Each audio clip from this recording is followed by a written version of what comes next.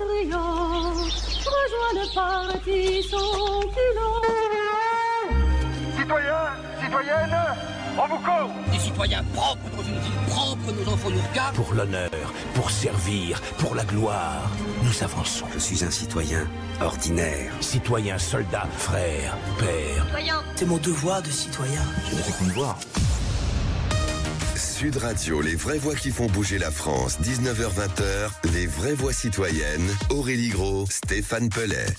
Bienvenue dans les vraies voix citoyennes, comme tous les lundis soirs de 19h à 20h sur Sud Radio, avec évidemment les deux coprésidents. Bonsoir Aurélie Gros. Bonsoir Philippe David. Bonsoir Stéphane Pellet. Bonsoir cher Philippe. On est à J-4 par rapport aux commémorations du débarquement de Normandie, mais on est à J-10 avant le débarquement du G500 à Lille. On en est où les amis ? Et tout se prépare, ça y est, toutes les équipes sont à fond au boulot. Et peut-être Monsieur Pellet nous donner un petit avant-goût du programme, ce serait sympathique. Vous savez qu'on a commencé d'abord le 9 novembre, il y a eu 6 étapes régionales un petit peu partout. Donc région Hauts-de-France, Toulon, Nice, Marseille, la Drôme, Paris, etc., avec les grandes thématiques qu'on va retrouver pendant 3 jours. Et une ouverture d'abord sur le plan international, puisqu'on reçoit le secrétaire général du Forum mondial de l'eau qui est là, donc Abdoulaye Sen, qui est rejoint par l'ancien ministre de la Santé François Braun, Stéphanie Fugain, la directrice des relations extérieures de l'Union africaine, pour un grand débat autour de l'information, disons sur le plan géostratégique et le rôle des citoyens. Ça c'est le vendredi, non c'est le jeudi, pardon. Jeudi, le 12. Voilà. Vous savez que le soir ou l'après-midi, vous êtes là, Philippe. Absolument. De 17h à 20h. Absolument, en votre compagnie.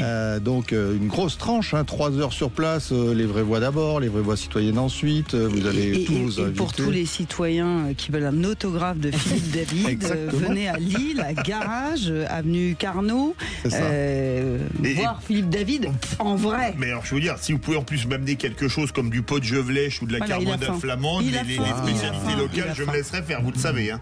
Non, et ensuite le lendemain, on aura des grands débats sur la santé, sur comment revitaliser notre démocratie. On va en parler ce soir, mais c'est important d'en parler parce qu'aujourd'hui, ce sont les citoyens qui vivent un quotidien difficile et des réformes qui font mal. On va en parler aussi ce soir, notamment au niveau de la santé. Et c'est aussi aux citoyens de s'investir et de s'engager pour trouver des solutions issues du terrain. Et pour s'inscrire, c'est sur www.idéal-du6 citoyen au pluriel .fr. Exactement. Donc 12, inscrivez-vous 13, 14, et si vous n'êtes pas inscrit, venez quand même.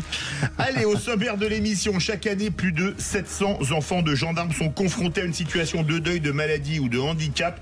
L'association Les Képis Pescalunes leur offre des moments de répit, de joie et de reconstruction grâce à des projets comme du bleu dans les yeux. Christophe Combe, porte-parole de l'association, est à nos côtés. En 2024, près de 7 Français sur 10 déclaraient ne plus faire confiance à leurs institutions démocratiques. La Coalition pour un renouveau démocratique propose une plateforme de mobilisation citoyenne, une pétition nationale et des actions de plaidoyer pour réinventer notre démocratie. Julien Roiran et Marie-Louise Blanchard, membres de la Coalition, sont avec nous ce soir. Louis-Marie, je crois. Louis-Marie. Ah bah oui, ça a été interverti. Allez, c'est parti. C'est parti. Les vraies voix Sud Radio. Et on commence avec vous, Aurélie Gros, pour une association qu'on connaît bien et qu'on apprécie beaucoup, les Képis Pescalunes. Tout à fait, mon cher Philippe, c'est un vrai engagement, c'est le cœur de l'engagement, et peut-être remettre un peu de bleu dans les yeux de tous les Français, et ce soir particulièrement chez nos auditeurs. C'est important de les saluer et de les remercier pour leur action. Et ce soir, on a la chance d'avoir Christophe Combe, qui est porte-parole des Képis Pescalunes, mais également Maëlys Desbois, qui fait partie de la relève, on va dire, parce que apparemment Christophe commence à se faire vieux, donc il cherche une relève super jeune, un peu comme nous avec nos jeunes qui nous entourent pour le sommet citoyen. Donc on est particulièrement ravis parce que c'est en ce moment d'ailleurs, Christophe, se tient la 5e édition du Bleu dans les yeux. J'espère que votre remarque sur l'âge de Christophe n'est pas en relation avec sa pilosité capillaire. Je dis ça, je dis rien. Je n'oserais pas. On a le même âge avec Christophe. Ils sont tous partis.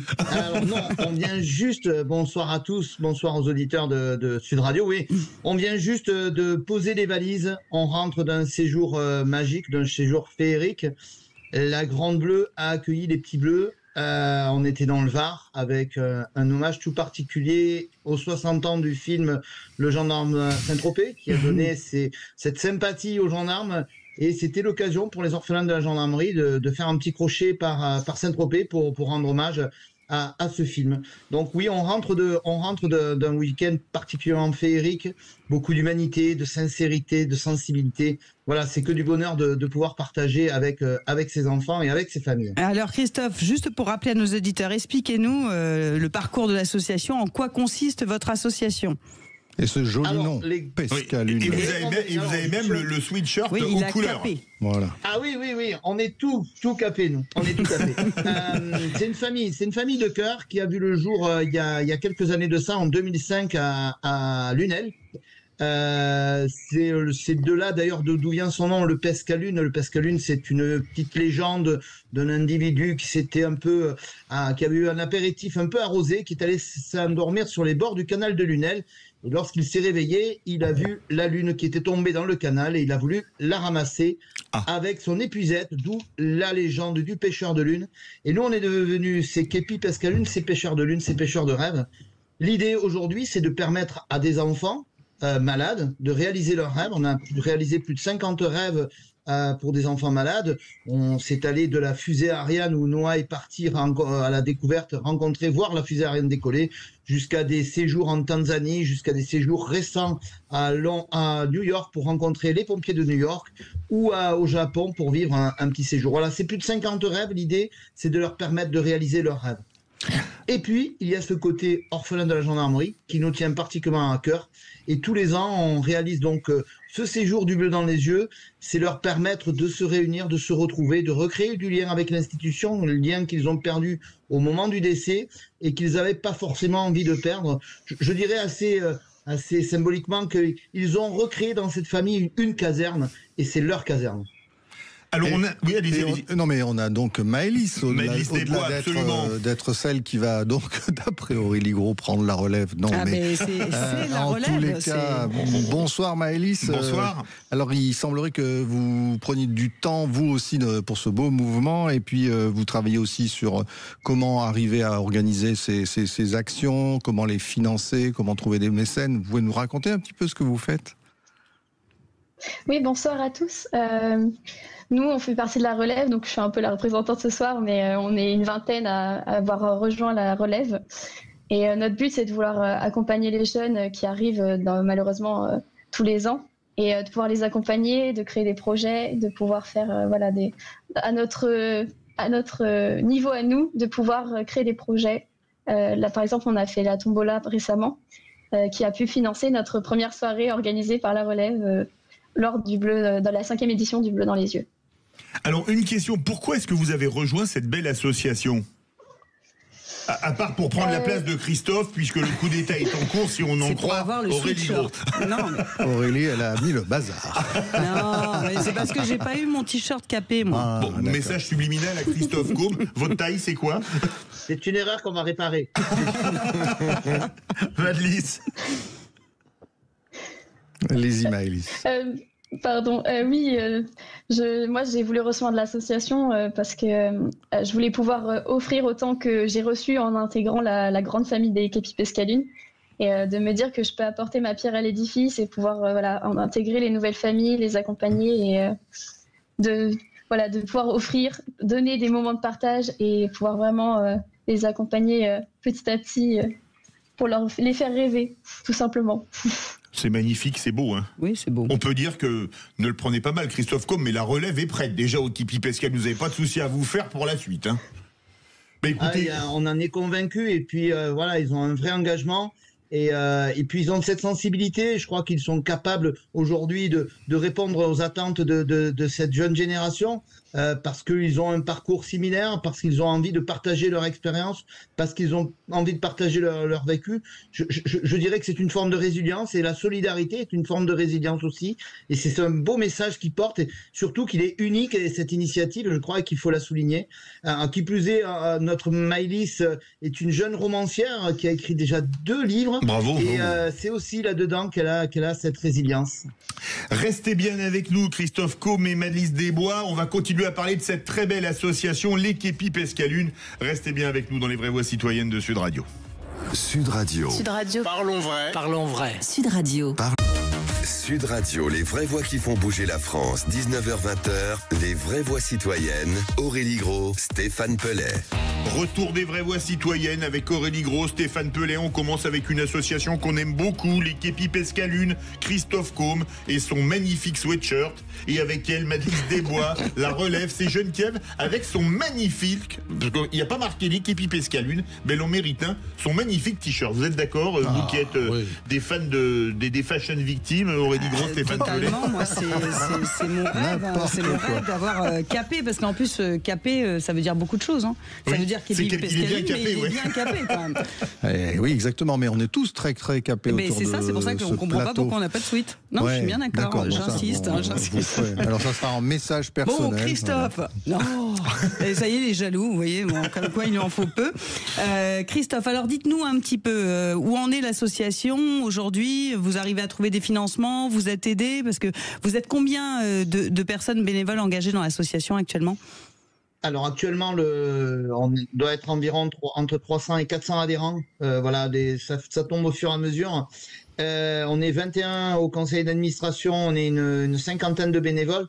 On regroupe à peu près 94 familles d'orphelins qui ont, voilà. Et puis surtout, au-delà de la relève, je voudrais passer ce message de ces familles endeuillées qui ont décidé de s'engager.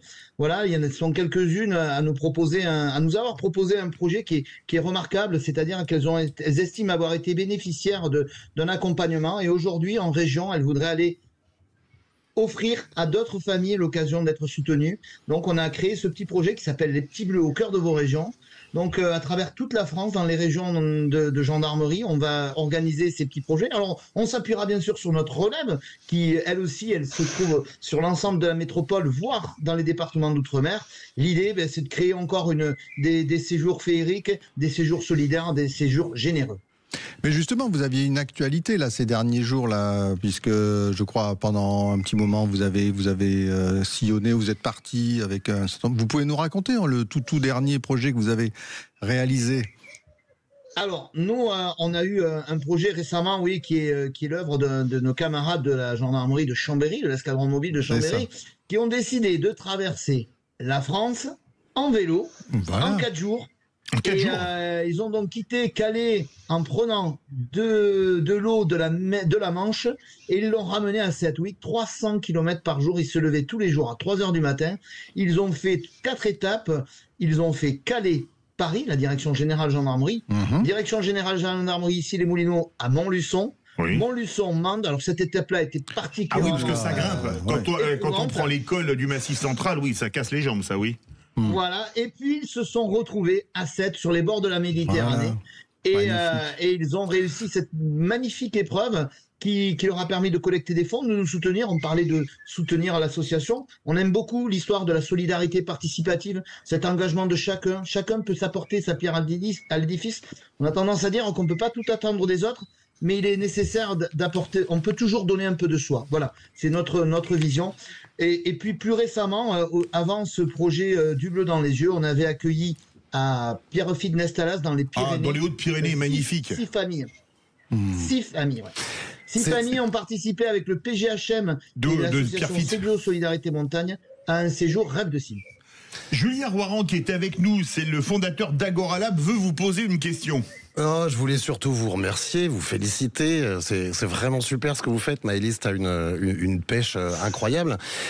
Qu'est-ce qu'on ferait sans les associations pour développer de la solidarité en proximité?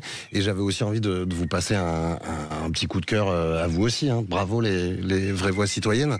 On en a besoin pour la solidarité et aussi pour la démocratie. Il faut les défendre, ces associations. Et moi, ce que j'adore, c'est en plus ceux qui arrivent à trouver un joli nom à leur association. Ça, on devrait lancer un truc là-dessus parce que c'est assez... Mais non, mais c'est joli, ça fait tout de suite rêver. Et c'est vrai que c'est un beau message, Christophe, que de montrer que les gendarmes qui sont aux côtés, qui assurent la sécurité au quotidien dans nos villes et villages de France, sont des fois malmenés. On a pu le voir ces derniers jours. Ça arrive c'est le moins qu'on puisse dire. Beaucoup et beaucoup trop, mais ils sont aussi solidaires et sont là pour... Voilà, ça redonne une image aussi vis-à-vis des citoyens et citoyennes. Les gendarmes sont des citoyens engagés, qui ont aussi des problèmes, qui s'investissent pour les autres. Je pense que ça fait partie aussi du message de l'association. Oui, c'est dans notre ADN. De toute façon, les valeurs que nous portons sont des valeurs que nous avons tous les gendarmes. De toute façon, pour être gendarme, il faut avoir la première des valeurs, c'est l'humanité. On peut pas être gendarme si on n'est pas humain et si on ne va pas au contact des personnes et si on n'est pas dans la bienveillance. Donc c'est une des principales qualités des forces de l'ordre. On se lève pas un matin en disant tiens, on va interpeller. Non, l'idée du gendarme, la première mission du gendarme, ça il faut en être conscient. La première mission des forces de l'ordre, c'est bien entendu le secours à la personne. Voilà. Et je crois qu'il faut en être conscient. Et ce secours-là, nous, on a décidé de le décliner au sein de notre association, dans notre communauté, c'est-à-dire soutenir nos enfants, nos orphelins, nos enfants malades et nos orphelins. Mais au-delà, je ne sais pas si vous le savez, mais nous réalisons tous les 2 ans, un calendrier solidaire qui est parrainé par Olivier Giroud. Et les fonds que nous collectons permettent de soutenir la recherche médicale sur le diabète de l'enfant. Et nous soutenons cette année un projet assez remarquable de l'Institut du cancer à Montpellier qui s'appelle Miroki. C'est un petit robot qui a vocation à accompagner les enfants en situation victimes d'un cancer dans les soins de radiothérapie pour sortir l'enfant de l'isolement et éviter que le stress ne l'empare ou les angoisses et voilà. Et c'est bénéfique pour sa guérison. Donc voilà, on s'est engagé là-dessus. Donc le gendarme a aussi vocation à servir les citoyens, les concitoyens, parce que c'est notre métier et c'est ça le service public. Et c'est là où justement le moment de la question fétiche d'Aurélie Gros. Mais j'avais une question, si vous permettez. J'avais une question pour Maëlys. Oui. Vous l'avez dit à l'instant, Christophe Combe, la gendarmerie, c'est un peu une famille. Vous avez eu le sentiment de rejoindre une famille avec les Képi Pescalune, Maëlys ? Ah oui, tout à fait, oui. Mais en fait, au début, on ne sait pas trop. C'est vrai qu'après le décès, on a tous des passages de deuil différents. Et quand on intègre cette grande famille, on est accueillis à bras ouverts. Les familles nous accueillent avec les sourires. Et voilà, c'est de la compréhension et du soutien mutuel. Et c'est vrai que j'ai rencontré des personnes extraordinaires avec qui je continue à garder le contact, même en dehors des événements. Et oui, non, c'est une très très grande famille qui fait du bien au moral à chaque fois. Ouais. Attendez, moi j'ai une autre question pour Maëlys. Vous voulez pas être gendarme, mais vous écrivez des livres, c'est ça ? Ah ben voilà.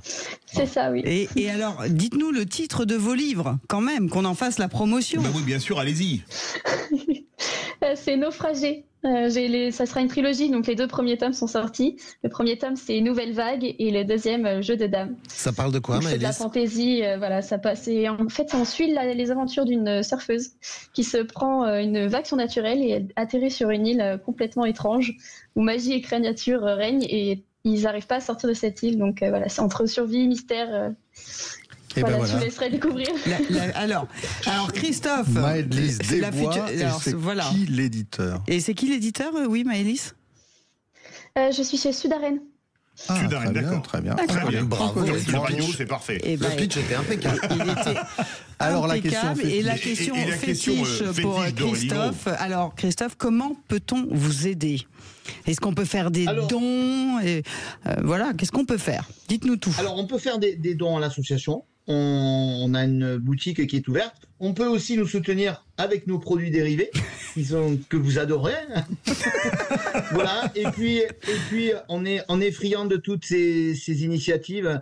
Voilà, nous avons à travers toute la France régulièrement des camarades gendarmes qui prennent de magnifiques initiatives, des événements à taille humaine où se joue beaucoup de cohésion, beaucoup de fraternité. Et ça nous permet de nous soutenir. Et puis on a des mécènes qui viennent aussi nous accompagner dans ces beaux projets. Voilà. Et puis. Oui, mais Christophe, il nous faut un site internet. Un site internet. Ouais. Allez, c'est parti. Un site internet vous avez le site internet lesquepipescalune.fr et le site lesquepipescalune la boutique, et vous pourrez retrouver à l'intérieur de ces sites ces fameuses rondages que nous éditons à chaque projet que nous portons. Ici, vous avez du bleu dans les yeux 5 que nous venons de vivre, et surtout la fameuse rondage de la relève. La relève qui, comme on vous le disait tout à l'heure, a mis en place une tombola. Cette tombola, il y a une belle dotation de quelques 4000 € de lot. L'idée, c'est de permettre à la relève de créer de l'événement pour accompagner cette jeunesse qui en a besoin. Ils ont un slogan, c'est ravivons la flamme, reprenons le flambeau.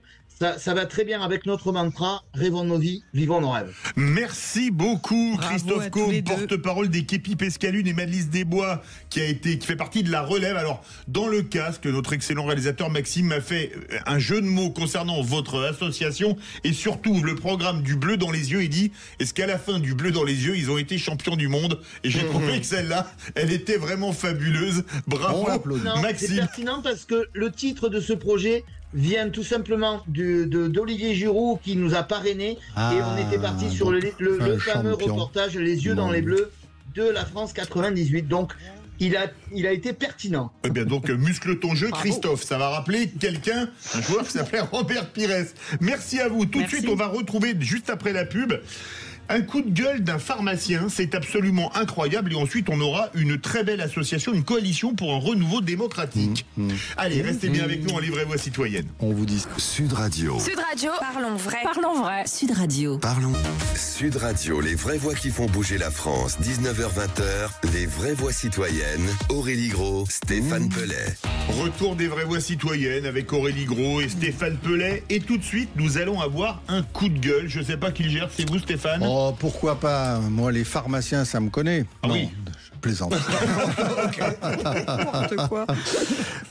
Oui, il faut bien le dire, on est dans une période où franchement on se pose des tas de questions sur la régulation du système de santé, d'offre de soins, comme on dit savamment. On se demande comment faire en sorte de lutter contre la désertification médicale. Enfin bref, tout le monde est à fond sur le sujet. On parle peut-être même d'une grande loi d'orientation et de programmation dans les mois à venir, et notamment Idéal Citoyen et le sommet G500. Écrite par les citoyens. Ils ne seront pas pour rien parce qu'ils auront mobilisé experts citoyens du territoire pour l'écrire. On va en parler dans quelques jours là, à Lille, donc comme on le disait tout à l'heure lors du sommet citoyen.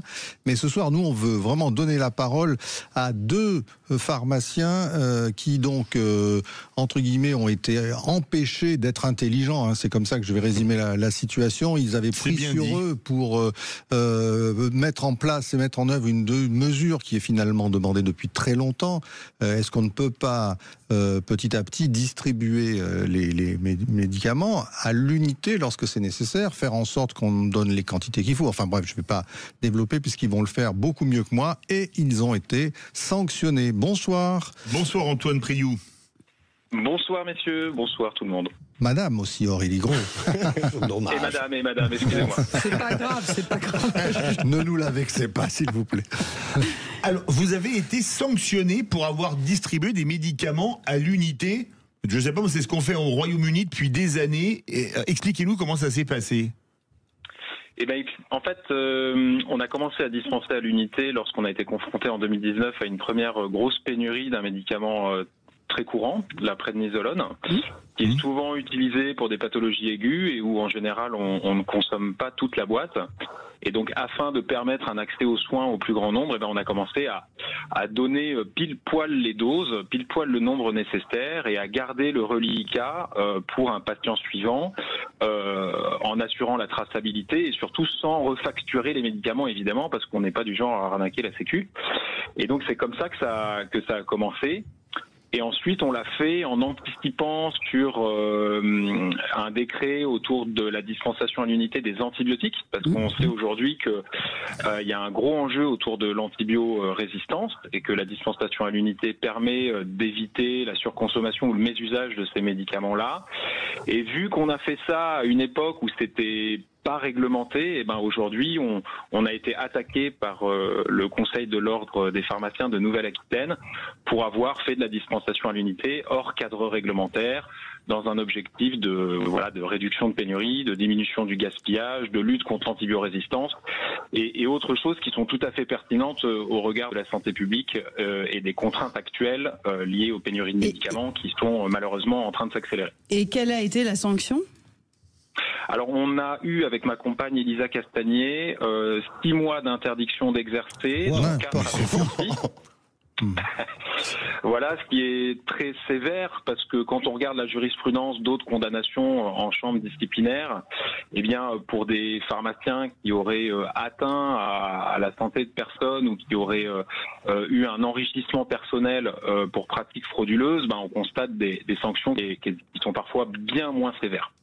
C'est quand même dingue. Donc on voulait en tous les cas vous donner comme ça en quelques mots la parole et puis vous donner aussi la conclusion. Qu'allez-vous faire dans les jours qui viennent? Mais autant vous dire que sur ce plateau on est scandalisé parce qu'on suit ces questions depuis tellement longtemps. Et puis surtout une justice aussi rapide et sévère, on connaissait pas. Allez-y pour la conclusion.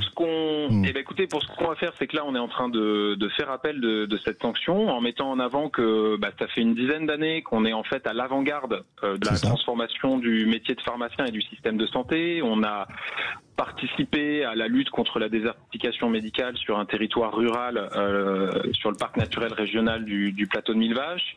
On est assez connu dans la profession pour avoir des positions, disons, un petit peu hétérodoxes pour faire évoluer notamment nos modèles économiques où malheureusement aujourd'hui, comme d'autres acteurs du système de santé, mais plus les gens sont malades, plus on stabilise notre économie, ce qui est dommage, ça devrait être l'inverse. Et donc nous, on développe des nouveaux récits, des nouvelles initiatives, on est même allé jusqu'à développer carrément des logiciels qu'on met dans le bien commun pour mieux gérer et mieux répartir les ressources en médicaments, donc œuvrer pour la justice sociale et essayer de faire transitionner notre modèle de soins vers un véritable modèle de santé axé sur la prévention, la promotion de la santé et la solidarité, parce que c'est quand même de là d'où on vient.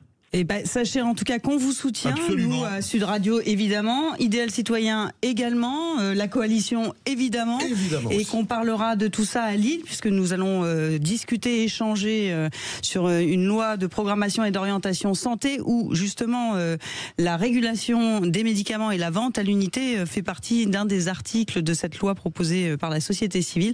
Donc si vous avez un petit moment le 12, 13, 14 juin, vous pouvez nous rejoindre à Lille.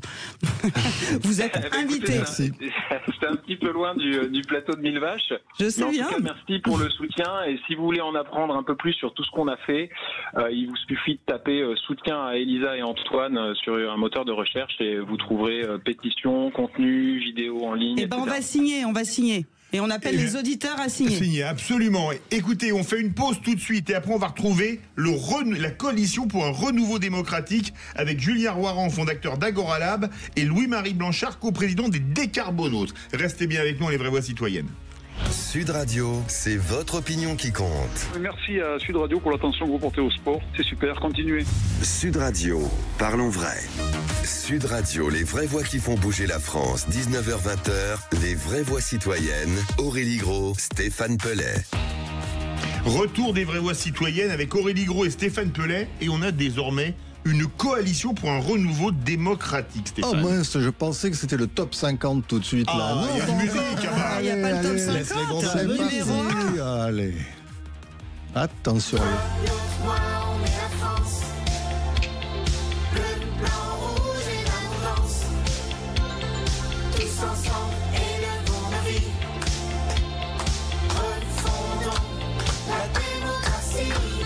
Très bien. Qu'est-ce qui a fait la musique et les paroles Je crois bien que c'est Louis-Marie.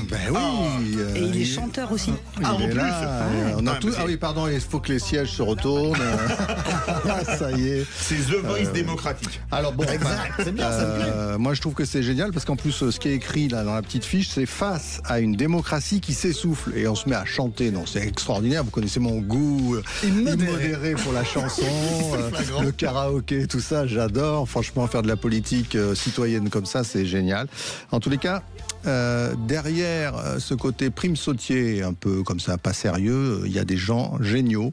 Ils ont une coalition, ils vont faire signer 150 000 personnes grâce à une loi, on ne le sait pas, mais dans la réforme que plein d'associations ont portée, dont d'ailleurs la célèbre association Idéal Citoyen, présidée par Aurélie Gros, de la coalition, avec un rapport écrit par notamment un certain Stéphane Pelé, qui avait été remis au président de la République. Nous avions demandé...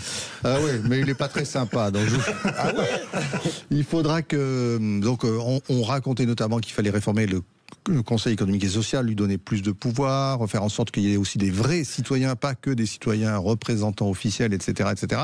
Et il y a ce pouvoir de saisine, donc 150 000 signatures pour demander des évolutions, pourquoi pas fondamentales sur le plan constitutionnel et démocratique. Donc je ne vais pas plus loin parce que je vais vous passer la parole. Julien, Louis-Marie. Je crois que c'est Louis-Marie qui commence. Et effectivement, maintenant, le CESE, c'est la chambre de la participation. Louis-Marie, qui puisse nous parler de cette pétition. Des chansons. Qu'est-ce qu'elle demande exactement ? Vous ne faites pas qu'écrire des chansons. Bonjour à toutes et à tous. Cette pétition, donc, elle demande au CESE d'organiser une convention citoyenne de la démocratie. Ça coûte quand même 5 millions d'euros cette histoire.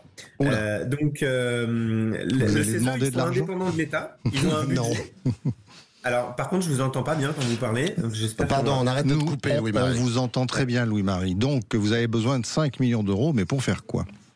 Alors, c'est pas nous qui avons besoin de 5 millions d'euros. On demande au CESE de les dépenser pour faire une assemblée citoyenne de la démocratie. Donc, il faut savoir que les CESE sont indépendants de l'État.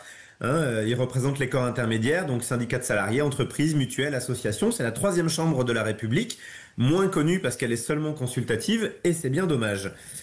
Et comme elle est indépendante de l'État et qu'elle a ce budget, ça devrait être possible. Mais pour investir une telle somme, il faut qu'ils puissent le justifier politiquement. Et donc, ils ont ce système de pétition que Stéphane, tu viens d'évoquer. Et en fait, personne n'a encore passé le seuil de 150 000 signatures. Donc, on espère bien être les premiers et donner un signal politique très fort en disant les citoyens veulent cette assemblée de la démocratie.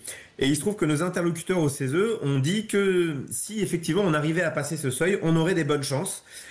Et si chaque auditeur signe ce soir, vu qu'on est très nombreux, en fait, on va y arriver. C'est pas plus compliqué que ça. Et pour ça, je vais vous donner un numéro de téléphone. Donc prenez dès à présent votre téléphone pour pouvoir recevoir le lien vers cette pétition dont on va parler dans cette émission. Donc c'est un numéro qu'on a dédié, le 06 70 939 939. Vous envoyez juste un petit SMS avec votre prénom et on vous renvoie le lien vers la pétition que vous pourrez également trouver sur le site internet coalition-démocratique.org. Car il faut bien le dire, Julien, c'est pas une initiative comme les autres. On en entend souvent parler. Il y a beaucoup de choses qui se font, qui se disent autour de la démocratie, qu'il faut faire évoluer pour devenir plus représentatif, pour donner envie à nouveau à tous ces Français qui, à 70% pour l'instant, considèrent qu'ils sont pas bien représentés. Ça va au-delà. Donc là, vous avez décidé de prendre le taureau par les cornes, une pétition, 150 000 donc signataires. Et qu'est-ce qui va se passer après ? Merci d'avoir utilisé ce chiffre-là, 72%, près de 3/4 des Français, et quelque chose me dit que probablement encore plus des auditeurs de Sud Radio se disent que la démocratie fonctionne mal. Et donc notre plan, c'est d'appeler à l'organisation d'une convention citoyenne de la démocratie, mais pas que ça.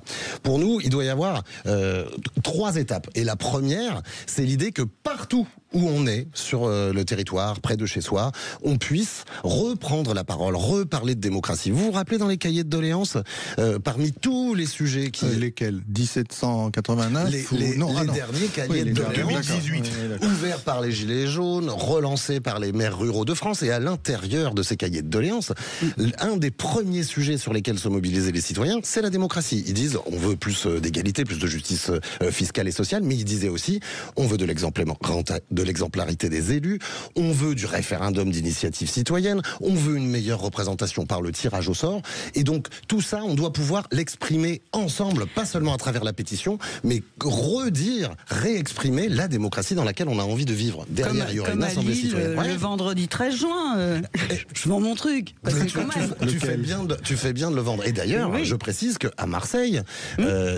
l'idée d'une convention citoyenne tirée au sort sur la démocratie était la première des résolutions que vous aviez prises dans le deuxième sommet citoyen en 2023. Mais alors, comment on peut dire et faire que les auditeurs aient confiance et aillent tous signer pour cette convention qui changerait un certain nombre de choses, pour qu'ils aient l'impression que ça ira mieux après tout ça?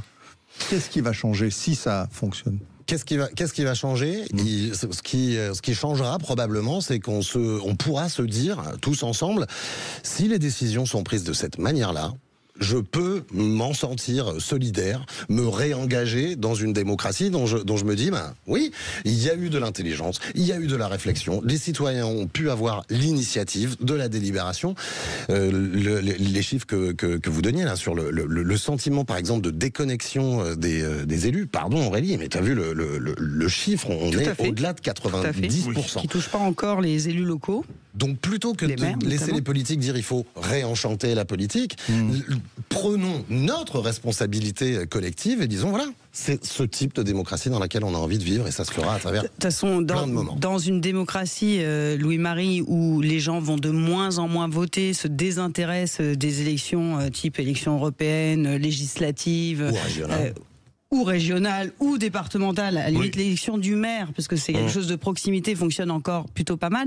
C'est peut-être aussi le système de choix des candidats, notamment à la présidentielle, qui pose problème, puisqu'aujourd'hui 1% de la population choisit ses candidats à la présidentielle, puisque c'est les 1% qui seraient investis dans des partis politiques. Donc il y a 99% des Français qui, quelque part, subissent ou ont peut-être pas l'impression vraiment d'être représentés. Donc effectivement, il y a vraiment un mécontentement qui s'affirme de plus en plus sur la manière dont fonctionne notre démocratie. Par contre, ce qu'on ne sait pas aujourd'hui, c'est ce que les gens veulent. C'est-à-dire qu'on sait que les gens ne veulent plus du système actuel. Quelque part, la démocratie représentative, elle a échoué sur un certain nombre de sujets extrêmement importants pour les Français qu'elle n'a pas été capable de traiter. Mais qu'est-ce qu'on veut ? Eh bien, c'est cette question à laquelle on va répondre avec les états généraux de la démocratie. Et on va proposer à chacun, ça peut être au travail avec deux copains, ça peut être avec la famille, d'organiser un petit événement où on va parler de démocratie, aller sur la plateforme de participation citoyenne qu'on propose, regarder quelles thématiques on a envie de traiter, en débattre, prendre conscience de ce qui existe. Et là, c'est génial. En fait, il y a des nouvelles formes de démocratie qui ont été expérimentées, qui marchent hyper bien, qui sont hyper satisfaisantes. Il faut qu'on en prenne conscience et que collectivement, on ait un désir de démocratie qui s'exprime fort. Et notre plan en 3 étapes va permettre de changer la démocratie. Si on est nombreux. Là, par exemple, j'ai reçu un seul SMS par rapport à l'appel que j'ai lancé tout à l'heure. Il y a de nombreuses personnes qui vont demander à en savoir plus sur la coalition au 06 70 939. Et alors, qui sont les membres de cette coalition ? Je sais pas si vous nous regardez, là j'ai un allez-y, citez-les, parce qu'il y a beaucoup qui écoutent dans leur voiture, par exemple. Et on est une quinzaine de collectifs, pour l'instant, dont font partie Idéal Citoyen, les Citoyens pour le Renouvellement de la Démocratie, l'association Démocratie Ouverte, ma boîte, Agoralab, par exemple, mais également Mieux Voter, tous élus, Sénat Citoyen. Enfin, ce qu'on essaye de faire, c'est de rassembler toutes celles et ceux qui s'intéresse déjà à ce sujet de l'innovation démocratique et de proposer collectivement un chemin avec plein d'autres associations, parce que les débats qu'on veut avoir, c'est pas s'enfermer dans des questions institutionnelles compliquées. Ce ne sera pas d'ailleurs que des ateliers de travail, des réunions. Je sais, Philippe, que tu peux être sensible à l'idée de démocrateuf. On veut aller dans la rue, s'amuser à parler de démocratie, et puis on peut tout à fait imaginer de croiser des sujets du quotidien qui remontaient par exemple dans les doléances et de se dire, tiens, comment on aurait pu décider mieux, par exemple, sur le sujet de la sécurité. Dans l'actualité, il a été question du référendum, puisque le président y a fait référence, le Premier ministre, etc. Comme on s'approche là de la fin de notre petite séquence, dites-nous, ça se terminerait comment, ou ça commencerait comment, comme on voudrait, s'il y avait toute une série de mesures finalement proposées par les citoyens, on retrouverait ça dans quoi ? Dans une grande loi constitutionnelle avec un référendum ou autre chose ? Qu'on sache comment ça marche. Comment ça se passe ? L'idée, c'est que les États généraux nourrissent une plateforme collaborative que vous pouvez trouver sur coalition-démocratique.org avec le lien vers la pétition. Là, on rassemble toute la matière. On priorisera, c'est-à-dire les citoyens demandent principalement ça. On reverse toutes ces propositions dans cette assemblée de citoyens tirés au sort, 150 citoyens qui écoutent des experts, qui formulent une ou des propositions d'évolution des institutions. Est-ce qu'il faut passer à une 6e République ? C'est pas à moi de le décider là, mais ce sera justement aux citoyens citoyens de la Convention citoyenne, de formuler ses propositions, de les reverser dans le débat public, et qu'elles soient soumises soit à référendum, soit après référendum. Il y a tout de toute façon, ces propositions doivent être reversées à l'ensemble de la population, parce que sinon, ce serait un coup d'épée dans l'eau. Eh bien, il faut signer la pétition. Il faut signer massivement cette pétition, puisqu'on a jusqu'à quand, Louis-Marie ? On a encore un an. Ouais, et donc là, on va donner mandat à cette Convention citoyenne de la démocratie pour choisir vers quelle voie on va tous s'aligner ensemble pour réussir effectivement à transformer la Constitution. Il y a plusieurs voies possibles, et pour qu'on puisse obtenir un référendum, il va falloir qu'on se mobilise. Je redonne le téléphone 06 70 939 939, un SMS avec votre prénom, on vous envoie les infos. On a besoin de tout le monde, évidemment que tout le monde, 9 personnes sur 8 personnes sur 10 veulent qu'on change notre démocratie. Alors maintenant, prenez-vous en main, si vous avez envie qu'on la change. Les associations de démocratie, elles se sont regroupées, on a un plan, on a besoin de vous. Sans vous, ce sera pas possible. Allez, go. 06 70 939 939. Je crois que là, à merci à Lucas, Baptiste, veulent, Sophie, Eric, tous ceux qui ont déjà envoyé les SMS. Ça envoie là. À l'unanimité, je crois qu'ils veulent du rugby.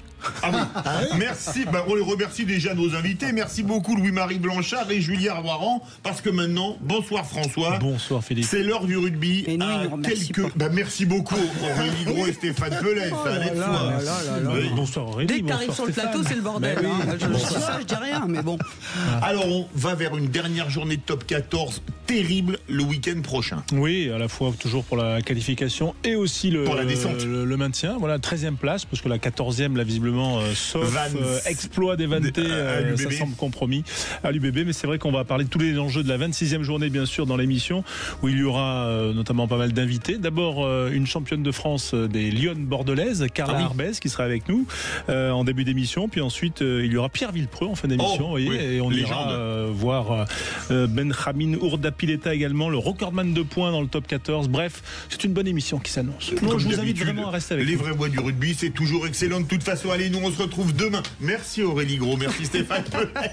Histoire d'en remettre une louche, on se retrouve demain pour les vraies voix avec Cécile de Ménibus à 17h. Restez bien avec les vraies voix du rugby sur Sud Radio.